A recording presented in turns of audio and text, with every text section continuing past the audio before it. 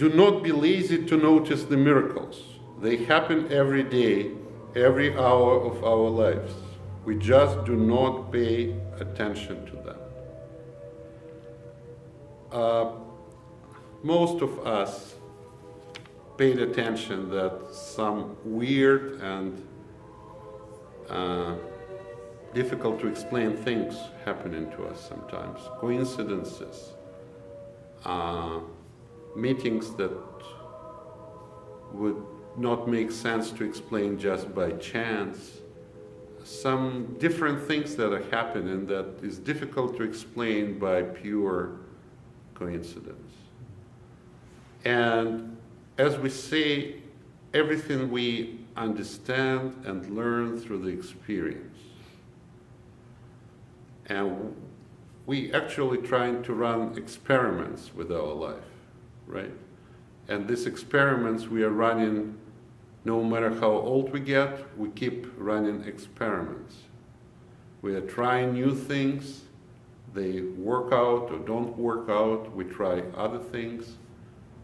So we're great experimenters.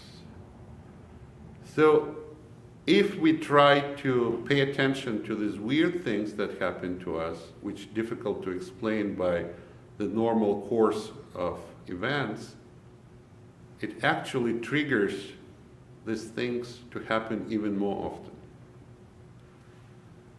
And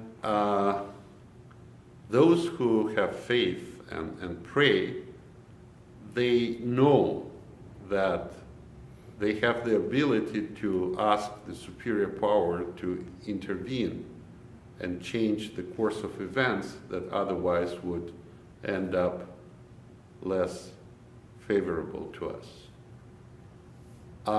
For example, last week we had this very well seen miracle when one of our brothers in Christ got diagnosed with tumor. And we prayed, and it turned out that the tumor is benign and he's not going to die. So these obvious miracles can be explained as anything else by, well, maybe it was benign even when we started to pray. Maybe there was no any miracle happening. But what we can see even in the gospel, that when Christ was making way more obvious miracles than that, like raising the dead, or healing the blind, or helping the paralyzed, still there were people that were successful to explain even his miracles by some natural explanations. So the human's mind is so crafty that it obviously can explain anything. But it doesn't contradict the thing that it might be some intervention that cannot be explained just by natural course of events. So what is the advice is to try to see in our lives any unusual things, and our Holy Fathers are teaching us to be very attentive to our lives, to our thoughts, to the meetings that occur, to the way we live and think. And then we have the opportunity to have more miracles happening in our life. Did you have any miracles? Well, it probably, I'd have to say yes, but I'd also have to qualify the meaning for me of miracle. I think probably meeting yourself and the number of people I've met hitchhiking have in a way been like miracles, because they've been there for me throughout the winter to see me through winter. And that covers neighbors, just strangers that picked me up, that I came to know, and were there to plow my driveway, chop wood for me, invite me around to their houses. So in a way, those were like small miracles for me in my understanding of the word, because I probably think small rather than big. And the culmination, the number of people that I met that really did assist in my getting through the winter was like were like small miracles for me.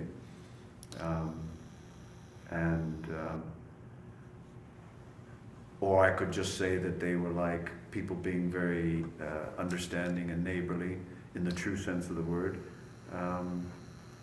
Because I think people in this area tend to close off, shut down, like most people do in the wintertime. But people were there bringing me home-baked goods, neighbors that, I only got to know a little bit. So, as I say, they were like for me, little miracles, but a number of them by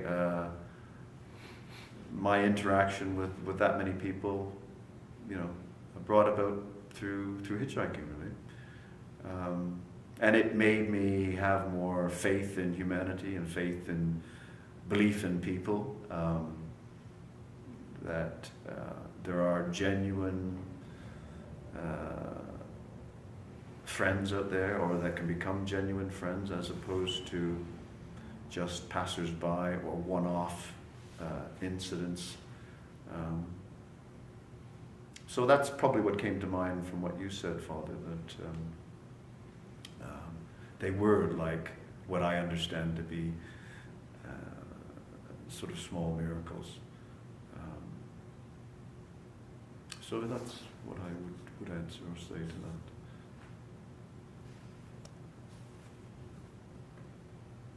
You already said my miracle. But I know. You just want to reaffirm. You just want Yeah. to confirm that what Father said is in fact. It's true that I had a major tumor on my lower spine, and I was walking with a cane.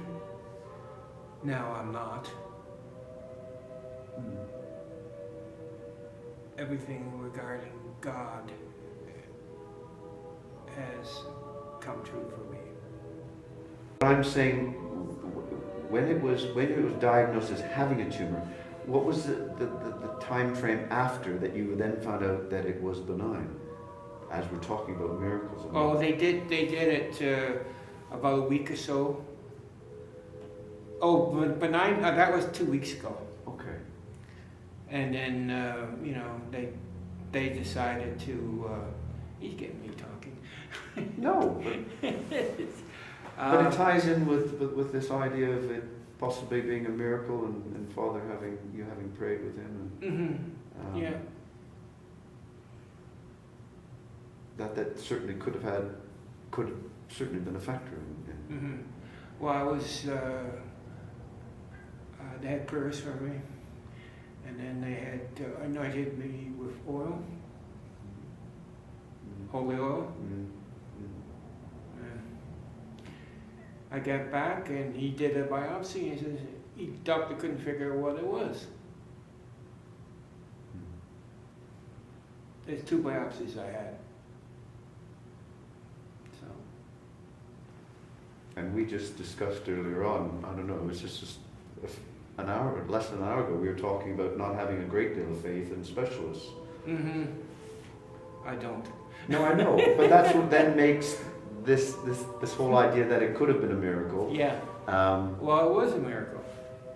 Because, if you had to rely on your specialist... I'd be dead in the ground right now. Well, yes, and I'm certainly able to vouch for a bad experience with specialists. Yeah. Then it's a case of it being fate, or whether it's belief, and whether it's miracle. I think those 3 factors enter into it. Yeah. To greater or lesser degree, depending on the individual. I'm just curious because when we talk about miracles, for me, I feel that to a greater or lesser extent, depending on the individual, that it's about belief. And that can be addressed in homeopathy and that you believe you're going to get better, and people who have died or who have been diagnosed with cancer, the real fighters and the people that believe that they can overcome it and whatever, do. And more often than not, or to a great extent, that's irrespective of miracles or whether they're of a religious belief. But but just to feel yourself within yourself, the strength, you get strength from yourself in believing that you'll get better. Because I'm always a bit wary about this idea of miracle, because it sounds like a fairy, using a wand to all of a sudden make this wonderful miracle that in the lifetime of God or Jesus, there are only so many. So that's true that belief and faith is a major factor in the miracles.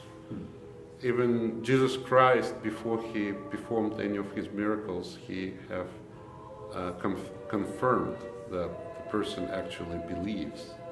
And even in the case when the person didn't have a strong faith, he said, I believe, help my disbelief. Yeah. So yes, faith is very needed, but the truth is, from my humble experience, that God is acting independently on whether the object of his action believes or not. It's enough if I believe and pray for you, you will get better, even if you're a straightforward atheist, which you're not.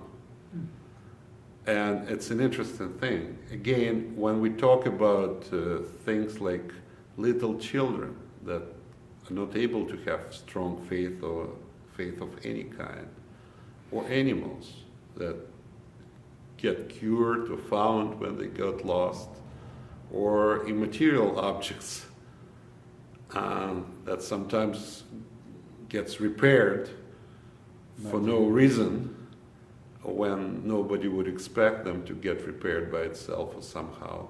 So I've witnessed a lot. Yes, faith is a very strong thing, but it cannot explain that the faith has been acting within the individual, and it was kind of self-healing or self-conviction. Like he convinced himself that he's going to be cured. No.